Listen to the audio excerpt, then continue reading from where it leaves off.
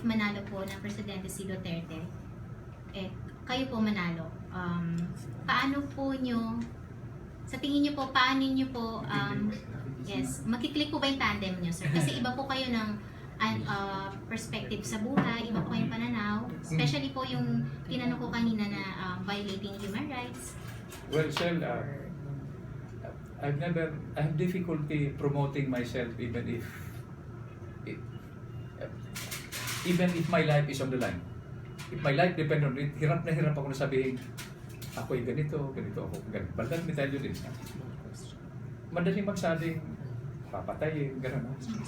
Ako naman, madaling magsabi niya, kung may uutusan ka, ang gusto ko kung talagang matapang ka, harapan tayo at draw tayo. Di ba? That's the only way to test if you're really what you say you are. And I think I can beat anybody you put in front of me. Yeah, I'm not confident. Ako kasi, tinamaan na ako ng bala, Shell.